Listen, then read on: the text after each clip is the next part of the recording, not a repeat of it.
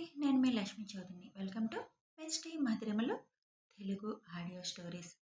నిన్న అప్డేట్ అందరికీ హ్యాపీ అనిపించిందా? మెంబర్స్ మీరేంటి కనీసం లైక్స్ కూడా ఇవ్వలేదు. ఇచ్చేయండి యార్ మీరు కూడా లైక్స్. అంత కష్టపడి డబ్బులు పెట్టి చదువుతున్నారు, అయినా కూడా లైక్స్ కూడా ఇవ్వడం లేదు. ఇక కథలోకి వెళ్ళిపోదాం. అభి వాళ్ళు మాట్లాడుకుంటుండగా అభి సార్ అని అవని నోటి నుంచి రాగానే విన్నదా అని అందరూ అనుమానంగా తన వైపు చూస్తారు. కానీ మత్తులోనే అభి సార్, మీకు మాత్రమే సొంతం అనుకున్న నన్ను వీళ్ళు నాశనం చేయాలని చూస్తున్నారు. అయిపోయింది సార్, అంతా అయిపోతుంది. మీరు కాకుండా నన్ను ఎవరైనా ముట్టుకుంటే చచ్చిపోతాను సార్. మిమ్మల్ని మళ్ళీ చూస్తానో లేదో అని మత్తుగా కలవరిస్తుంది. అది విని అందరికీ బాధగా అనిపిస్తుంది. అభినే మనసులో పెట్టుకొని అభికి దూరంగా ఉంది. ఇంత నిస్వార్థంగా ఉంది ఎవరుంటున్నారు ఈ రోజుల్లో అనుకుంటారు. అభికైతే అవని మాటలు విని కళ్ళల్లో నీళ్ళొస్తాయి. నా మీద ఇంత ప్రేమ ఉంచుకొని ఎందుకే అంత దూరంగా ఉండిపోయావు మెంటల్?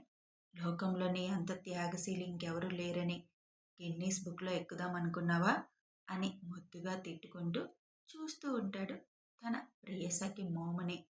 అభి సార్ అంటూ కలవరిస్తూనే ఉన్న అవనిని చూసి సుచిత్ర అందరినీ బయటికి వెళ్ళండి సైగ చేసి చెబుతుంది. అందరూ వెళ్ళిపోయాక అభి తనిప్పుడు అంత మత్తులో కూడా వాళ్ళేదో చేస్తున్నారన్న భయంలో ఉంది. ఇప్పుడు తనకి నీ మాటల్లో నీ స్పర్శలో ధైర్యం దొరుకుతుంది. ముందు తనని స్థిమితపరచు, మనం తర్వాత మాట్లాడుకుందాం అని బయటికి వెళ్తూ అభి స్పర్శ అంటే ఓన్లీ హగ్ మాత్రమే అని నవ్వుతూ చెబుతారు సుచిత్ర. మా అని చిన్నగా బ్లష్ అవుతూ అందంగా నవ్వుతాడు అభి. అభి మొహాన్ని 2 చేతుల్లోకి తీసుకొని 5 నెలల తర్వాత మళ్ళీ నీ మొహంలో వెలుగు చూశాను అని అభి నుదురు మీద ముద్దు పెడుతుండగా అభి సార్ అని కలవరిస్తుంది అవని. హా, మీ ఆయన్ని నేను కూడా కిస్ చేయకూడదా పిలుస్తున్నా అని నవ్వుతూ అంటారు సుచిత్ర. అభి చిన్నగా నవ్వుకుంటూ విన్నీని అవని ఇంటర్డ్రెస్ కనుక్కోమని చెప్పమ్మా, స్పృహ రాకముందే అక్కడ దింపుదాం అని చెప్తాడు అభి. సరే నాన్న, ముందు తన బాధ ఏంటో చూడు అని నవ్వుతూ తలుపు దగ్గరికి వేసి వెళ్ళిపోతారు. అభి ఆ క్షణం కోసమే ఎప్పటి నుంచో ఎదురు చూస్తున్నాడు. ఒక్క అడుగులో అవనిని చేరి అమాంతం తనని లేపి హత్తుకుంటాడు. ఎంత గట్టిగా అంటే అవని బోన్స్ బ్రేక్ అవుతాయేమో అన్నంత గట్టిగా హత్తుకున్నాడు. ఆ క్షణం అభికి మెదడులో అవని స్పర్శ కొంచెం కొంచెం గుర్తుకొస్తుంది. అభి ఎప్పుడైతే హత్తుకున్నాడో ఆ స్పర్శ తనకి తెలిసిన స్పర్శలాగా అనిపించింది అవనికి. అభి సార్ అంటుంది చిన్నగా. నీ అభినే అని అంటాడు అభి. ఆ మాట తన మెదడుకి చేరి వాళ్ళు వాళ్ళు నన్ను అంటూ భయంగా కలవరిస్తుంది. ష్, కామ్ డౌన్, వాళ్ళెవరూ లేరు. ఇప్పుడు నువ్వు సేఫ్గా నీ అభి చేతిలో ఉన్నావు, భయపడకు అని చెవిలో చిన్నగా చెప్తూ వెన్ను నిమురుతాడు. ఎప్పుడైతే అభి చేతిలో ఉన్నావు అన్నాడో అప్పుడు ఆ మొహంలో ప్రశాంతత వస్తుంది. అది చూసి అంత నమ్మకమా నా మాట మీద అని అవని నుదురు మీద ముద్దు పెట్టి అవనిని చూస్తూ, ఎందుకు అవని, నేను నిన్ను అర్థం చేసుకోలేను అనుకున్నావా?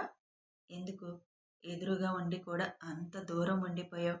ఎంత వెతికాను నీ కోసం, ఎంత ఎదురు చూస్తున్నాను తెలుసా? నీ రూపం పేరు ఏమీ తెలియకుండానే నిన్ను నా గుండెల్లో పెట్టుకున్నాను. ఎలా నాకు దూరంగా ఒంటరిగా జీవితాంతం బతికేద్దాం అనుకున్నావు? పిచ్చి, నీ మీద కోపం కూడా రావడం లేదు తిక్కదానా. అసలు నన్ను ఎదురుగా పెట్టుకొని ఎలా ఫీలింగ్స్ అన్నీ దాచుకున్నావే, చెబుతాను, అన్నీ బయటకు వచ్చేలా చేస్తాను అని అవని మొహం అంతా ముద్దులు పెట్టి పెదాల మీద చిన్న పెక్కిస్తాడు. అవని అభి స్పర్శ మాటలు తన మనసుకు చేరగానే తనింక సేఫ్గా ఉన్నానని మనసుకి తెలిసిందో ఏమో ప్రశాంతంగా డీప్ స్లీప్లోకి వెళ్ళింది. అవనిని అలాగే తన గుండెల మీద పడుకోబెట్టుకొని బెడ్ మీద వెనక్కి వాలుతాడు అభి. అభి అసలు ఇంత తొందరగా అవని దొరుకుతుందని అనుకోలేదు. ఎలా తనని వెతకాలి తెలియక, పైకి చెప్పలేక, ఇటు తన ప్రాణం దొరకలేదని అటు అవని మీద అట్రాక్ట్ అవడం అది ఎవరికీ చెప్పుకోలేక తనలో తానే నలిగిపోయాడు. ఇప్పుడు తన ప్రాణం అవని ఒక్కరే అని తెలిసి ఆనందంతో కళ్ళల్లో నీళ్లు కారుతున్నాయి. నువ్వే నేను వెతుకుతున్న నా ప్రాణం అని నా మనసు గుర్తుపట్టింది. కానీ నా మైండ్ ఒక దగ్గరే ఆగిపోయింది. పెళ్ళయిందని చెప్పావు. ఎన్నాళ్ళు నీ భర్త పేరు చెప్పకుండా, చూపించకుండా ఉంటావు పిచ్చిదానా? అన్ని పిచ్చి నిర్ణయాలు తీసుకుంటావు. తర్వాత వాటి వల్ల నువ్వు ఎన్ని ప్రాబ్లమ్స్ ఫేస్ చేయాలని ఆలోచించావా? అని ముద్దుగా తిడుతూ ఫస్ట్ నీ బుర్రలో పిచ్చిని కరిగించాలి నేను అని అనుకుంటాడు. ఒక అరగంట అలాగే అవనిని తన మీద పడుకోబెట్టుకొని, నిన్ను వదలాలని లేదురా, కానీ తప్పదు. శాశ్వతంగా నువ్వు నాతోనే ఉండే రోజు దగ్గరలోనే ఉందిలే. ఇప్పుడు పంపించాలి నిన్ను. మీ ఇంట్లో నీ కోసం ఎంత కంగారు పడుతున్నారో అని అనుకుంటూ అవనిని సరిగ్గా పడుకోబెట్టి 1 నిమిషం తన పెదాలను అందుకొని కిస్ చేసి వదిలి, ఇలాగే ఉంటే మన మధ్య సెకండ్ నైట్ కూడా అయిపోతుంది. అప్పుడు నేను స్పృహలో లేను. ఇప్పుడు నువ్వు లేవు. కమిట్ అయిపోనా? మనకి ఇలాగే కలిసొస్తుందేమో అని చిన్నగా నవ్వుకుంటూ అంటాడు. వదిలే బంగారం. ఈసారి మన కలయిక మన ఇద్దరం స్పృహలో ఉన్నప్పుడే జరగాలి. తొందరలోనే జరిగేలా చేస్తాను. నువ్వు నోరు తెరిచి నేనే నీ అవని అని చెప్పాలి. రెడీగా ఉండు. సోమవారం నుంచి నా స్వీట్ టార్చర్ అనుభవించడానికి అని మళ్ళీ ఒకసారి తనని గుండెకి హత్తుకొని తల మీద ముద్దు పెట్టి లేచి కిందకి వెళ్తాడు. అభి కిందకి వెళ్ళేసరికి అందరూ ఆనందంగా కబుర్లు చెప్పుకుంటూ ఉంటారు. నాని ఇంకా పడుకోలేదా అని అడుగుతాడు అభి. మీ నానికి మనవరాల్ని చూసిన ఆనందంలో నిద్ర రావడం లేదంట అని సుచిత్ర అంటారు. మీరందరూ ఆనందంలో తన ముందు బయటపడకండి అని అంటాడు అభి. అభి, నువ్వు తీర్చుకోవాలనుకున్న రివెంజ్ ఏదో పెళ్ళి అయ్యాక తీర్చుకోవచ్చు కదా. వాళ్ళ ఇంట్లో మాట్లాడి తొందరగా ముహూర్తాలు పెట్టిద్దాం అని అంటారు ధనుగారు. మీరేమనుకుంటున్నారు? తెలిసిపోయింది కాబట్టి తను పెళ్లి ఒప్పుకుంటుంది అనుకున్నారా అని అడుగుతాడు అభి. మనందరం చెప్తే ఒప్పుకోదా అని అంటారు హర్ష. మనం తన మీద జాలితో చేసుకుంటున్నాం అనుకుంటుంది. నాకు తనకంటే గొప్ప సంబంధం వస్తుంది, తను నాకు తగదు అని తన పిచ్చి ఆలోచన. తన వల్లే నేను ఇష్టం లేకుండా తనని చేసుకుంటానేమో అని దానికి కూడా తనని తాను నిందించుకుంటూ ఉంటుంది. అవసరం అనుకుంటే దూరంగా వెళ్ళిపోవాలని కూడా ఆలోచిస్తుంది. మళ్ళీ తనని వెతకలేనమ్మా అని అంటాడు అభి. అభి చెప్పింది నిజమే అనిపిస్తుంది అందరికీ. మరిప్పుడు ఏం చేద్దాం అనుకుంటున్నావు అభి అని హర్ష గారు అడుగుతారు. ఏం లేదు, నాకు నిజం తెలిసింది అని తెలియకుండా తన నోటితో తానే నా గురించి నాకు చెప్పాలి. తన మీద జాలితో కాదు, ప్రేమతో నేను తనని పెళ్లి చేసుకుంటున్నాను అని తనకి అర్థం అవ్వాలి. అది తెలిసేలా చేస్తాను. అప్పటి వరకు మీరు కూడా మీకేమీ తెలియనట్టుండండి అని అంటాడు అభి. సరే అభి, నీ ఇష్టం. నీకు 2 నెలలు టైం ఇస్తున్నాం. ఎలా ఆడుకుంటావో ఆడుకో నా కోడలితో. నువ్వే కావాలి అని తను నీతే అనేలా చేస్తావో, లేదా తానే నీ ప్రాణం అని తనకి నీ మీద నమ్మకం కలిగేలా చేస్తావో నీ ఇష్టం. 2 నెలల తర్వాత ఇద్దరు వచ్చి పెళ్లికి గ్రీన్ సిగ్నల్ ఇవ్వాలి. లేకపోతే పెద్దవాళ్ళుగా మేం నిర్ణయం తీసుకుంటాం అని అంటారు సుచిత్ర. ముందొకసారి వాళ్ళ ఇంట్లో తినేం చెప్పింది, వాళ్ళు అసలు ఏమనుకుంటున్నారు అనేది నేను తెలుసుకోవాలమ్మా. ఒకరోజు వెళ్ళి వాళ్ళకి క్షమాపణలు చెప్పి మాట్లాడాలి. అసలు అవని మనసులో ఏముంది కూడా వాళ్ళ ద్వారా తెలుసుకోవాలి. వీలైతే ఒకసారి వెళ్ళి వాళ్ళతో మాట్లాడతాను అని అంటాడు అభి. నువ్వొక్కడివే వద్దభి, నేను వస్తాను అని అంటారు సుచిత్ర. సరే అమ్మా. వినయ్, సోమవారం నుంచి నీ చెల్లి నా పియ్యే, అలా పేపర్స్ రెడీ చేయి అని చెబుతాడు. అరే, మరీ దారుణం. పియ్యేగా ఎదురుగా పెట్టుకుని టార్చర్ చేస్తావా అని అంటాడు వినయ్. తప్పదు. ఇన్నాళ్ళు నన్ను ఎదురుగా పెట్టుకుని తెలియనట్టు నటించలేదు. ఇప్పుడు నా టర్న్. నేను చెప్పినట్టు చేయి. నువ్వు కనుక నోరు తెరిచావో నాలుక కోసేస్తా. వాళ్ళ అడ్రస్ తెలిసిందా అని అడుగుతాడు. లేదు అభి, మేనేజర్ కూడా ఇంటికి వచ్చేసాడంట. ప్రొఫైల్ ఆఫీస్ సిస్టంలో ఉంది కదా అని అంటాడు వినయ్. సర్లే, మేడంకి ఇక్కడి నుంచే టార్చర్ చూపిస్తా అని అంటాడు అభి. అంటే అని అందరూ ఒకేసారి అంటారు. అంటే స్పృహ వచ్చేసరికి ఇక్కడ ఉంటుంది.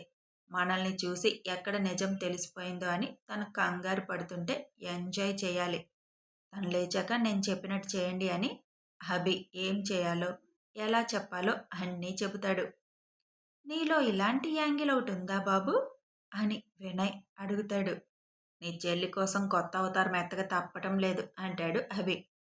ముందు కొంచెం ప్రేమ పాఠాలు నేర్చుకో. ఎప్పుడు ఆ సిస్టమ్ల ముందు కూర్చొని నువ్వు కూడా మిషన్ అయిపోయావు. లేకపోతే ఆ మనసు చెప్పేది అర్థమయ్యేది. ఈ పాటికి మీ పెళ్లి కూడా అయ్యేది. 2 నెలల నుంచి తెలుసుకోలేకపోయావు అని సుచిత్ర చిరుకోపంగా అంటారు. మా అని అందంగా నవ్వుతూ ముందు ఇప్పుడు నీ కోడల్ని గెస్ట్ రూమ్కి తీసుకొస్తాను అని పైకి వెళ్తాడు అభి. పైకి వెళ్ళి గాజు బ్యాగ్లో పెట్టేసి బ్యాగ్ చిప్పు వేసి ఈ చైన్ మీ అత్తగారు పెడతారులే పద మిస్సెస్ అవని అభిరామ్ అని చేతుల్లోకి తీసుకొని పెదాల మీద చిన్న పెక్కిచ్చి ఈ రూమ్లోకి పూర్తి స్పృహలో నా భార్యగా నువ్వు అడుగు పెట్టే రోజు కోసం ఎదురు చూస్తున్నాన్రా అని అవనిని తీసుకొని కిందకి వస్తాడు. నా రూమ్లో పడుకోబెట్టి అభి, తను గెస్ట్ కాదు కదా అని ధను గారు అంటారు. అభి నవ్వుకుంటూ నీకోసం అందరూ ఎంత గొప్పగా ఆలోచిస్తున్నారు చూడు పిచ్చి అని తీసుకువెళ్ళి బెడ్ మీద పడుకోబెట్టి అమ్మా ఆ చైన్ తను ఎలా లోపలికి పెట్టుకుందో అలా పెట్టు అని చెప్పి బయటకు వస్తాడు. పైకి వెళ్ళి బ్యాగ్ తెచ్చి హాల్లో పెడతాడు. ధను గారు అవని దగ్గర ఉండడంతో అవని చైన్ సెట్ చేసి సుచిత్ర బయటకు వచ్చి కూర్చొని ఆ చైన్కి పిన్నులు పెట్టి బాగా బందోబస్తు బయటికి రాకుండా చేసింది నాన్న అని నవ్వుతూ చెబుతారు. అలాంటి పిచ్చి తెలివితేటలు బాగానే ఉన్నాయి నీ కోడలికి అని సుచిత్ర ఒడిలో తలవాల్చి పడుకుంటాడు. వాళ్ళ ఇంట్లో ఎంత కంగారు పడుతున్నారో ఇంకా రాలేదని. మనం గంట అన్నాం, గంట దాటింది అంటారు సుచిత్ర. తొందరగా స్పృహ వస్తే బాగున్నావు అని అంటాడు అభి. ఒక అరగంటకి మత్తుగా నిద్రపోతున్న అవనికి నవీన్ దారికి అడ్డు రావడం, రౌడీలు తనని పట్టుకోవడం, మత్తు ఇంజెక్షన్ చేయడం కళ్ళల్లో మెదలగానే వద్దు నన్నేం చేయొద్దు అని అరుస్తూ ఒక్కసారిగా లేచి కూర్చుంటుంది. అవని అరుపు విని అభి వాళ్ళందరూ రూమ్ దగ్గరికి ఫాస్ట్గా వెళ్తారు. అప్పటికే ధను గారు భయపడకమ్మా అని చెబుతున్నా ఒళ్ళంతా చెమటలు పట్టి చిన్నగా వణుకుతూ భయంగా రూమంతా కలయి చూస్తున్న అవనిని చూసి అభి అడుగులు డోర్ దగ్గరే ఆగిపోతాయి. తన ప్రాణాన్ని ఎంతగా భయపెట్టిన నవీన్ మీద కోపం పెరిగిపోతుంది అభికి. సుచిత్ర వినయ్ హర్ష లోపలికి వెళ్తారు. రూమ్ చూస్తున్న అవని లోపలికి వస్తున్న వాళ్ళని చూసి వినయ్ కనిపించడంతో కొంచెం రిలాక్స్గా అనిపించి తనని తాను చూసుకుంటుంది. తను సేఫ్గా ఉన్నానని తెలిసి అప్పుడు స్థిమిత పడుతుంది కొంచెం. అవని నువ్వు భయపడకు, నువ్వు సేఫ్గా ఉన్నావు అని వినయ్ చెప్తాడు. తను లేస్తే ఇవ్వాలి అని ముందుగానే జ్యూస్ అక్కడ పెట్టుంచిన సుచిత్ర ఆ గ్లాస్ తీసుకొని అవని ముందుకు వెళ్ళి భయపడకమ్మా నీకేం కాలేదు ముందు ఇవి తాగు అని నోటి దగ్గర పెడతారు. వాళ్ళు వినయ్ ఫ్యామిలీ అనుకొని తనకేమీ కాలేదు అని కొంచెం రిలీఫ్ అయి ఆకలి నీరసం రెండు కలగలిపి ఉండడంతో జ్యూస్ తాగుతూ కళ్ళు పక్కకి తిప్పి చూసేసరికి ఎదురుగా అభి కనిపించేసరికి షాక్తో కొరబోయి నోట్లో ఉన్న జ్యూస్ బయటకు వస్తుంది. చిన్నగా అంటూ సుచిత్ర వెన్ను నిమురుతూ ఉంటే ఒక విధంగా తగ్గిన వణుకు మళ్ళీ ఇంకో విధంగా స్టార్ట్ అవుతుంది అవనికి. ఇంక చాలు అని తడబడుతూ లేచి నిలబడుతుంది. అది చూసి అభి మనసులో నవ్వుకొని లోపలికి వస్తూ ఆర్ యు ఓకే అని చాలా పొలైట్గా అడుగుతాడు. తల అడ్డదిడ్డంగా ఊపుతుంది. అవని కంగారు చూసి అందరూ నవ్వుకుంటారు. ఇంతలో అవని ఫోన్ మోగడంతో వినయ్ వెళ్ళి బ్యాగ్ తెచ్చిచ్చి ముందు మీ వాళ్ళతో వచ్చేస్తున్నాను స్టార్ట్ అయ్యానని చెప్పు అవని, ఇంకేం చెప్పకు, మేము నీకు వివరంగా తర్వాత చెబుతాం అని చెబుతాడు వినయ్. ఫోన్ తీసుకొని వినయ్ చెప్పినట్టు చెప్పి కట్ చేస్తుంది. ఇది అభిసరిల్లా అని టెన్షన్గా చూస్తూ తన మెడ తడుముకుంటూ కిందకి చూసుకుంటుంది. ఎక్కడ చైన్ బయటకు వచ్చిందో అని. చైన్ లోపలికి ఉండడంతో అమ్మయ్యా చూడలేదు, ఇక్కడి నుంచి తొందరగా వెళ్ళిపోవాలి అని అనుకుంటుంది. అవని మెడ మీద చెయ్యి వేసుకోవడం చూసుకోవడం ఎందుకో అర్థమై చిన్నగా నవ్వుకుంటారు. నేను నేను ఇక్కడికి ఎలా వచ్చాను, ఇంక వెళ్తాను అని అంటుంది తడబడుతూ. ముందు ఈ జ్యూస్ తాగు అని సుచిత్ర గారే బలవంతంగా తాగిస్తారు. కూర్చో ముందు అని తనని కూర్చోబెట్టి సుచిత్ర ధను గారు చెరోవైపు కూర్చుంటారు. వాళ్ళు ఆఫీస్లోనే బాసులు, ఇక్కడ కాదు నువ్వు ఫ్రీగా ఉండు. అయినా మా అభిని చూసి అంత భయపడుతున్నావు? ఏమైనా భయపెట్టాడా నిన్ను? అని అడుగుతారు సుచిత్ర. అయ్యో! అదేమీ లేదండి అని కంగారుగా చెబుతుంది. మరెందుకు అంత టెన్షన్ పడుతున్నావు? మేం మనుషుల్లా కనిపించడం లేదా? అని అడుగుతారు సుచిత్ర. అదేం లేదండి. నేను ఇక్క ఇక్కడికి ఎలా వచ్చాను? అని అంటుంది అదే కంగారుతో. నిన్ను నవీన్ తీసుకువెళ్తుండగా ప్రేమ్ చూసి మాకు ఫోన్ చేశాడు. వెంటనే అభి నేను వచ్చి సేవ్ చేశాం.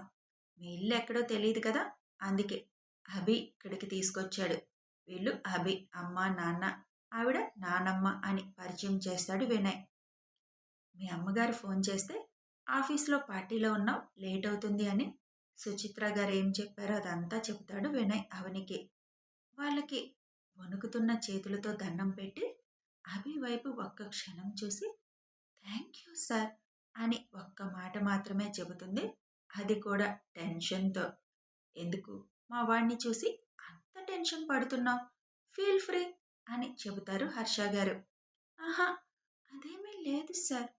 నేను నేను ఇంటికి వెళ్తాను అని తల వంచుకొని చెబుతుంది. వెళ్దు గాని ముందు కొంచెం ఏమైనా తిందు ఉండు. టైం చూడు ఎంత అయిందో అని అంటారు సుచిత్ర. ఆహా, నాకిప్పుడేమొద్దు మేడం. నేను వెళ్తాను అని లేచి నిలబడుతుంది. అప్పటి వరకు చెలి కంగారు చూస్తూ ఎంజాయ్ చేస్తున్న అభి అవని లేచి నిలబడగానే అవని అని పిలుస్తాడు. ఆ పిలుపు విని ఎదురుగా ఉన్న అభిని చూడలేక తల వంచుకొనే నిలబడుతుంది. నువ్వు పార్టీలో ఉన్నావని అనుకుంటున్నారు. ఏం తినకుండా ఇలా నీరసంగా వెళ్తే మీ వాళ్ళకి అనుమానం వస్తుంది. ముందేదన్నా తిను, మేమే డ్రాప్ చేస్తాం అని చెబుతాడు అభి. అసలు నాశనం అయిపోతుందనుకున్న తన జీవితం తనవాడు సేవ్ చేశాడన్న ఆనందం ఒక పక్క, ఎక్కడ నిజం తెలిసిపోతుంది అనే భయం ఒక పక్క అవనిని కుదురుగా ఉండనివ్వడం లేదు. పైగా ఇప్పుడు అభి ఎదురుగా ఉండేసరికి తను పడిన టెన్షన్కి అభి దగ్గర స్వాంతన పొందాలి అని మనసు ఆశపడుతుంది. మైండ్ ఇంకేమన్నా ఉందా? మొత్తం బయటపడేలా ఉంది. తొందరగా ఇక్కడి నుంచి బయటపడు అని చెబుతుంది. అవని ఆలోచనలో ఉండగానే సుచిత్ర వెళ్ళి భోజనం తెస్తారు. ముందు కూర్చో. ఏదో స్కూల్లో తప్పు చేసిన పిల్లాడు టీచర్ ముందు నిలబడినట్టు నుంచున్నావు. ఎందుకవి తను నిన్ను చూసి అంత టెన్షన్ పడుతుంది అని కూర్చోబెట్టి ప్లేట్ అవనికి చేతికి ఇస్తారు. ఇది మరీ బాగుంది. తనెందుకు టెన్షన్ పడుతుంది నాకెలా తెలుస్తుంది? నేను అసలు తనని ఏమన్నా అన్నానా? తను ఇంకెందుకో టెన్షన్ పడుతున్నట్టుంది అని అవనిని చూస్తూ అంటాడు. అవని టెన్షన్ తట్టుకోలేక వాష్రూమ్ అని అడుగుతుంది. అక్కడ అని సుచిత్ర చూపించగానే పరుగున లోపలికి వెళ్తుంది. అవని కంగారు టెన్షన్ చూసి అభి నవ్వుకుంటూ ఇంక నీకుందిలే నా చేతిలో అని అనుకుంటాడు. కథ కొనసాగుతుంది. మొదలు పెట్టాడండి అభి గారు పాపం అవనిని కంగారు పెట్టడం. మరి వీళ్ళిద్దరి మధ్య స్వీట్ టార్చర్, చిన్న చిన్న రొమాంటిక్ సీన్లను చూడాలి అంటే కథని ఫాలో అయిపోండి. వీడియో నచ్చితే లైక్ చేయండి, షేర్ చేయండి, కామెంట్ చేయండి, సబ్స్క్రైబ్ చేసుకొని సపోర్ట్ చేయండి. Thanks for watching.